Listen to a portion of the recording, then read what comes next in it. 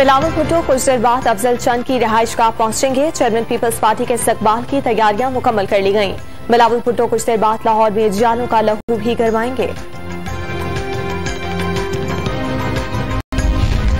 वफाकी वजीर अली जैदी ने तरक्की की रफ्तार बढ़ाने के लिए पीटीआई की सिंध में हुकूमत जरूरी करार दे दी। तीर ने पूरे सिंध को जख्मी किया। सिंध को जरदारी माफिया से निजात दिलाना होगी, वीडियो बयान में अज़्म।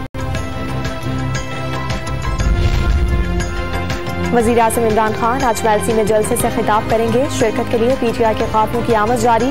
कारकुनान के ढोल की थाप पर भंगड़े।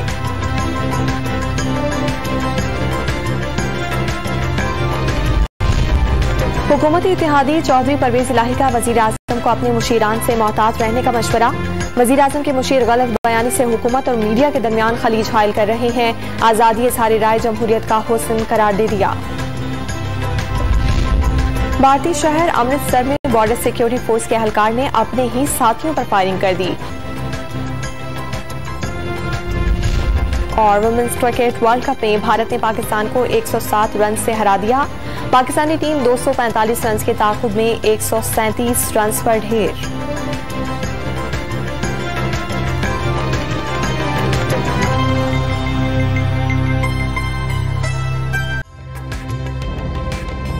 ताज़ा तरीन वीडियोस के लिए हमारा YouTube चैनल सब्सक्राइब करके बेल आइकन प्रेस करिए ताकि आपको मिले हर अपडेट सबसे पहले।